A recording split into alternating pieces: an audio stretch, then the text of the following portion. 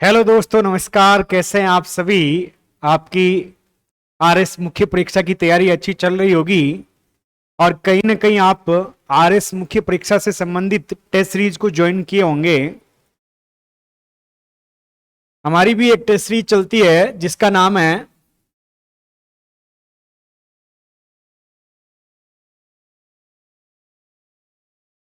Dream RPSC.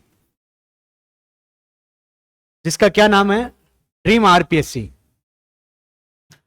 उसके बाद इसके अंतर्गत इस टेस्ट सीरीज में आपके बहुत सारे प्रश्न हैं। कौन से हम किस किस प्रश्न को इस टेस्ट के अंदर देना है, उसका मॉडल आंसर क्या हो सकता है, ये सारी चीजों का हमने डिस्कशन किया है। जो टेस्ट सीरीज दे रहा है उसको ये चीजें मिलती है, लेकिन आपके सामने भी कुछ एग्जाम्पल के तौर पे हम क्वेश्चन लेके आए हैं। क्वेश्चन को देखिएगा। क्या है कि आपके 100 शब्दों का ये क्वेश्चन है। इसमें क्या लिखा कि भारतीय बजट 2023-24 जो आपका आरएस मेंस हुआ था 2021, वहां पे भारत के बजट से 10 नंबर में एक क्वेश्चन पूछा गया था। और मुझे लगता है कि आने वाले जो टेस्ट हैं उसके अंतर्गत भी हम भारत का जो इकोनॉमिक सर्वे है और जो भारत का बजट है वहां से 10 क्वेश्चन कलेक्शन करके आपको दे दिए जाए ताकि कोई भी क्वेश्चन बाहर न जाए। जैसे अब ये क्वेश्चन क्या है कि भारतीय बजट 2022-23 में भारत की प्राथमिकताओं के संदर्भ में कौन सी भारत की क्या क्या प्राथमिकताएं हैं उसके संदर्भ में एक सिद्धांत आया था।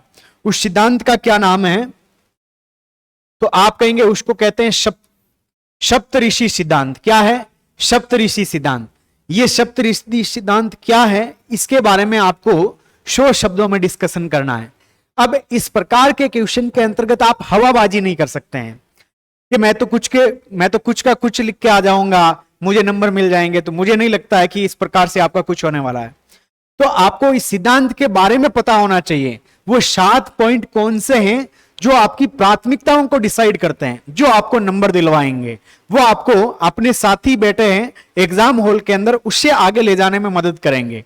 तो इस प्रकार के क्वेश्चनों का हम डिस्कशन किस प्रकार से किया है इसके अंतर्गत देखिएगा। क्या लिखे हैं कि आपका कि भारतीय बजट 2022-23 जो अमृत काल है 2022 से लगा के 2047 तक का, एक तो आपका एक अमृत काल शब्द है। यह अमृत काल 25 साल का है। कितने साल का है? 25 साल। क्योंकि हमारी आजादी का 75वां वर्ष 2022 में मनाया गया था। कब से? 2022। और कब तक? तो आप कहेंगे 2047 तक। यह आपका अमृत काल है। इस अमृत काल का यह पहला बजट था। क्या था? अमृत काल का आप कहेंगे यह पहला बजट था। पहला बजट था। अमृत काल का विजन क्या है? तो हमने इसको विजन लिखा और फिर इसको अंडरलाइन किया कि एक सशक्त और समावेशी अर्थव्यवस्था। क्योंकि इकोनॉमिक्स में क्या है? एक सशक्त और समावेशी अर्थव्यवस्था का निर्माण करना हमारे 2023-24 के अमृत काल का जो बजट है इसका एक महत्वपूर्ण विजन है, जो एक मजबूत वित्तीय क्षेत्र के साथ क्या है? प्रौद्योगिकी संचालित और ज्ञान आधारित है। जो हमारा विजन है एक सशक्त और समावेशी अर्थव्यवस्था जिसका निर्माण किससे होगा? एक मजबूत वित्तीय क्षेत्र से, साथ ही साथ आपका टेक्नोलॉजी पे आधारित, आपका ज्ञान आधारित अर्थव्यवस्था से विकास होगा। ऐसे नहीं है कि ज्ञान आधारित और टेक्नोलॉजी दोनों के आधार पे हम क्या है इस अर्थव्यवस्था का निर्माण करेंगे जो एक सशक्त और समावेशी अर्थव्यवस्था होगा। उसके बाद आगे क्या है? उसके बाद इसमें आगे क्या है इसको देखिएगा।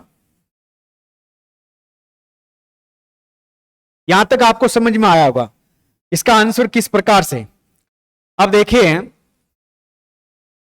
क्या लिखा हमने कि आपका बजट 2023-24 में अमृत काल के विजन को प्राप्त करने के लिए भारत की प्राथमिकताओं को तय करके सप्तऋषि नाम दिया गया। वो जो प्राथमिकताएं हैं 7 वो प्राथमिकताएं जिसे क्या नाम दिया गया? तो आप कहेंगे सप्तऋषि नाम दिया गया। क्या दिया गया? सप्तऋषि प्राथमिकताएं। अब सबसे पहली आपकी प्राथमिकताएं कौन सी हैं? तो आप कहेंगे पहली प्राथमिकताएं आपका समावेशी विकास है। कौन सा है? तो आप कहेंगे समावेशी विकास। सबको साथ लेके हमें विकास करना है, जो वर्ग हो, आपका महिला हो, बच्चे हो, सबको साथ।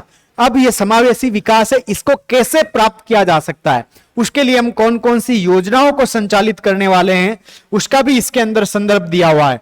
जैसे देखिएगा कि समावेशी विकास, समावेशी किसान केंद्रित समाधान, यानी किसानों से संबंधित समस्याओं का हम समाधान करेंगे। फिर हमने क्या लिखा? कृषि स्टार्टअप के लिए वित्त पोषण। भाई कृषक है, वहां पे स्टार्टअप। आज देखो युवा बहुत ज्यादा संख्या में क्या है, एग्रीकल्चर की तरफ अपना रुख कर रहे हैं। वो आपके क्या स्मार्ट कृषि को कर रहे हैं, स्टार्टअप उद्योग को एग्रीकल्चर में लेके आ रहे हैं। साथ ही क्या है, कृषि तवरक कोष की स्थापना। ऐसे नहीं कि भाई कृषि से संबंधित हमें पैसा चाहिए तो आपको 2 साल बाद में मिल रहा है। तवरक कोष, आतो पैसा चाहिए, आपको पैसा मिल गया। फिर आपका शिक्षक प्रशिक्षण का पुनरुद्धार, बच्चों और किशोरों के लिए राष्ट्रीय डिजिटल पुस्तकालय, क्योंकि वर्तमान जो जमाना है 21वीं सदी है, वो डिजिटल युग होता जा रहा है। और भारत सरकार ने तो कहा था कि आपके जो इंडस्ट्री 4, उद्योग 4, उद्योग 40, ये भी मेंस में पूछा जा सकता है। तो इसको लीड करने वाला देश होगा वो भारत होगा। कौन सा होगा? आप कहेंगे भारत होगा। और स्वास्थ्य जागरूकता को बढ़ाना, तो स्वास्थ्य जागरूकता को बढ़ाने के लिए हम क्या कर रहे हैं?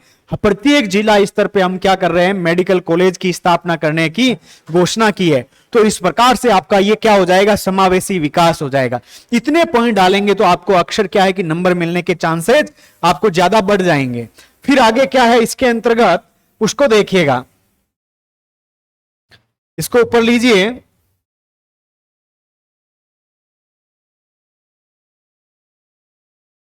अब देखिए दूसरा क्या है, सप्तऋषि सिद्धांत में सबसे पहला क्या था? समावेशी विकास। दूसरा क्या है? अंतिम छोर तक पहुंचना, यानी नया आकांक्षी ब्लॉक कार्यक्रम। भारत सरकार ने 2018 के अंतर्गत देश के आपके लगभग 121 डिस्ट्रिक्ट थे जो बहुत ज्यादा पिछड़े हुए थे, उनके विकास के लिए 6 प्राथमिकताओं को डिसाइड किया था। उन्हीं 6 प्राथमिकताओं के आधार पर क्या एक रैंक, नीति आयोग एक रैंक जारी करता है, जिसको आपका क्या कहा जाता है? आकांक्षी डिस्ट्रिक्ट आपका देश वर्ग। तो उसी के तहत हम एक नया आकांक्षी ब्लॉक कार्यक्रम लेके आएंगे। फिर आपका पीवीटीजी विकास कार्यक्रम लाएंगे, जो आपके क्या है? आदिवासी क्षेत्र के लोग हैं उनके लिए कार्यक्रम लेके आएंगे। फिर आपका क्या है? सूखाग्रस्त क्षेत्र के लिए जल। फिर आपके 740 एकलव्य आदर्श आवासीय स्कूलों की स्थापना की जाएगी। तो अंतिम छोर तक पहुंचने के लिए हम क्या क्या कर रहे हैं, इस चीज को ध्यान रखना। फिर आपके क्या है? इंफ्रास्ट्रक्चर और इन्वेस्टमेंट। क्या है? इंफ्रास्ट्रक्चर और आपका इन्वेस्टमेंट। तीसरा तो अवसंरचना है, तो हम किसमें खर्च करेंगे? पूंजीगत व्यय करेंगे। तो जैसे कहीं पे हम स्कूल बना रहे हैं, रोड बना रहे हैं, हाईवेज आपका क्या हो गया? रोड हो गया, आपका कॉरिडोर हो गया, समर्पित माल भाड़ा गलियारा हो गए। ये क्या है? आपके पूंजीगत व्यय हो रहा है। कहां पे? आपके इंफ्रास्ट्रक्चर के अंतर्गत। फिर क्या है? पूंजीगत निवेश हेतु राज्य सरकारों को क्या करेंगे? हम सहायता करेंगे। राज्य सरकारों को बोलेंगे कि हम आपको क्या पैसा दे रहे हैं, आप पूंजीगत निवेश करिए। आप क्या है? किसी इंडस्ट्री को बेचिए मत, जैसे रेल को बेचो मत। रेल की जगह आपको क्या है कि नई सड़कों का विकास करो, नए रेल मार्गों का विकास करो। उसके बाद में आपका यूआईडीएफ की स्थापना की जाएगी। फिर क्या है कि लोग काम तो करना चाहते हैं, उसके अंदर क्षमता है, उस क्षमता को बाहर कैसे निकाला जाए, उस क्षमता को विकसित कैसे किया जाए। तो 4 नंबर पे आपके क्षमता को क्या करना? उजागर करना है। तो सबसे पहला समावेशी विकास करना, दूसरा आपके क्या है? पहुंच स्थापित करना, अंतिम छोर तक पहुंचना, तीसरा आपका इंफ्रास्ट्रक्चर, और चौथा आपका कौन सा है? तो आप कहेंगे क्षमता को उजागर करना। जैसे आपके अनुपालन को कम करना। जैसे मैं हूं, मान लेते हैं मैं हूं एक इन्वेस्टमेंट निवेशक हूं और निवेश करना चाहता हूं, लेकिन मैं देखता हूं कि यार राजस्थान सरकार के अंदर इस कानून का पालन करो, उसका पालन करो, 10-15 प्रकार के कानून है। तो मैं क्या करूंगा? इंडस्ट्री लगाने की कोशिश नहीं करूंगा। क्यों? मैं झंझट में फंसना चाहूंगा। उसकी जगह क्या है? यदि राजस्थान सरकार अनुपालन को कम कर दिया जाए तो अच्छी बात है। उसी प्रकार से भारत सरकार ने करीब 1400 से अधिक ऐसे कानूनों को क्या है? निरस्त कर दिया था। तो अनुपालन को कम करना, जन विश्वास विधेयक, यानी लोगों का विश्वास कैसे बढ़े। फिर क्या है? इंटेलिजेंसी के लिए उत्कृष्टता केंद्र और राष्ट्रीय डेटा शासन नीति। ये तो करीब 2017-18 से राष्ट्रीय डेटा आपका कानून है वो अटका पड़ा है, क्योंकि भारतीय संसद से क्या है, पारित ही नहीं हो पा रहा है। अभी हमारे जितने भी डेटा है वो तो अभी शुक्रिया करो इसका आपके आरबीआई का, वरना सारे के सारा डेटा स्टोरेज होके कहां पे जाते थे, यूएसए में जाते थे। तो वहां पे क्या डेटा इंडस्ट्री के विकास से भी आपके नए रोजगारों का सर्जन होता है। और डेटा वर्तमान जमाना है ना डेटा एनालिसिस का है। आप एक बार फोन के ऊपर आपके क्या है, कोई जैसे जूते की जोड़ी देख ली तो आप क्या करेंगे, उसके बाद में आपके सामने आर्टिफिशियल इंटेलिजेंस क्या करेगा, बार बार जूता ही जूता दिखाएगा, मन होके आप जूता खरीद लेंगे। घड़ी देखोगे तो घड़ी दिखाएगा, जैसे मंत्रा है तो मंत्रा पे जैसे गर्ल्स के लिए कपड़े दिखाए जाते हैं ताकि जल्दी से खरीदे, बार बार दिखाए। जैसी चीज आप चाहोगे वैसा आपके सामने परोसा जाएगा। फिर क्या है कि विकास तो करेंगे, लेकिन विकास कैसा करेंगे, तो हरित विकास करेंगे। कैसा करेंगे, हरित विकास करेंगे। तो एक नई स्कीम है जिसका नाम है पीएम प्रणाम की शुरुआत, पीएम प्रणाम योजना की शुरुआत की जाएगी। इसके बाद में क्या हरित ऋण कार्यक्रम को शुरू किया जाएगा। फिर आपका संभरणीय पारितंत्र विकास और 500 नए अवशिष्ट धन संयंत्र, यानी आपके क्या है गोबर धन संयंत्र लगाए जाएंगे, जहां पे गोबर है उससे क्या है गैस बना लो, उससे एनर्जी, उससे अर्थव्यवस्था का विकास करें। तो हरित विकास को प्रमोट, तो पहला समावेशी विकास, दूसरा आपके क्या था अंतिम छोर तक पहुंचना, तीसरा आपका क्या हो गया आप कहेंगे अवसंरचना और इन्वेस्टमेंट, चौथा आपका कौन सा हो गया क्षमता को उजागर करना, पांचवा आपका हरित विकास, छठा आपका क्या है युवा शक्ति। क्या है, तो आप कहेंगे युवा शक्ति है। तो अमृत पीढ़ी का सशक्तिकरण, जो युवा शक्ति है उसका नया नाम हमने क्या दे दिया, आप कहेंगे अमृत पीढ़ी। तो अमृत पीढ़ी का सशक्तिकरण करेंगे।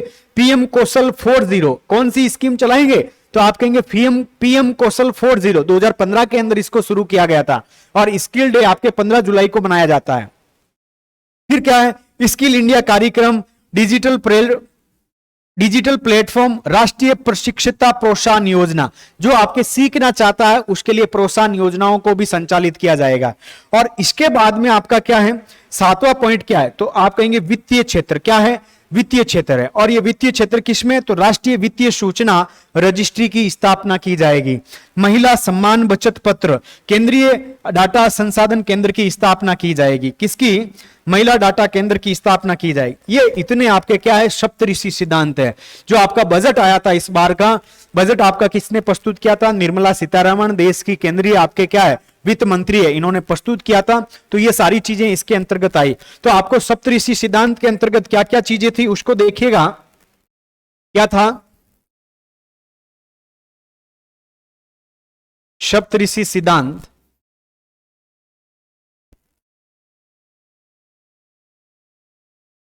सबसे पहला आपका समावेशी विकास, वो आपका मॉडल आंसर था। आपको याद करना, एक नंबर पे समावेशी विकास, दूसरे नंबर पे आपका क्या था अंतिम छोर तक पहुंचना।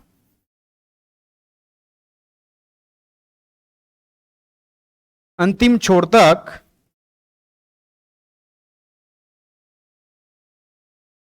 पहुंचना। तीसरा क्या है आपका अवसंरचना व निवेश।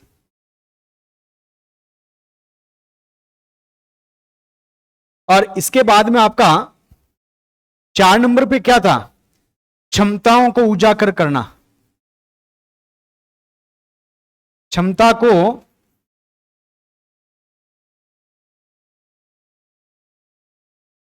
उजागर करना। फिर आपके 5 नंबर पे क्या है,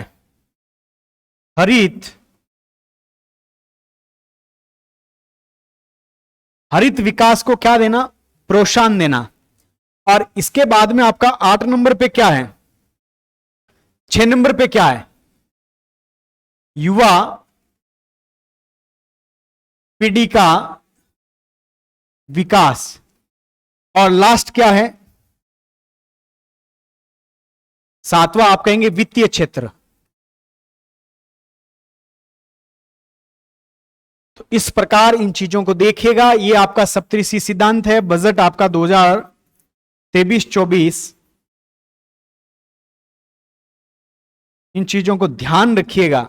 और इस प्रकार से प्रश्नों के आंसर लिखने से आपके पास फैक्ट होते हैं, इन फैक्ट को गिनाएंगे तो आपको अच्छे मार्क्स मिलने की संभावनाएं बढ़ जाती है। और मैंने तो ऐसा करके देखा है बहुत सारे दोस्तों से। अभी मेरे पास में जो मेंटोरशिप है आरएस मुख्य परीक्षा से संबंधित, उसमें करीब 15-16 बच्चे जुड़े हुए हैं। तो वो क्या करते हैं, डेली क्वेश्चन लिखते हैं, उसके बाद में उसमें क्वेश्चन में कहां पे गलती है, कैसे गलती को निकाला जाता है, उसमें डायग्राम को कैसे यूज करें, क्योंकि समय कम होता है। तो इस प्रकार से हम क्या है, नए नए नवाचार करते रहते हैं क्वेश्चनों के अंतर्गत।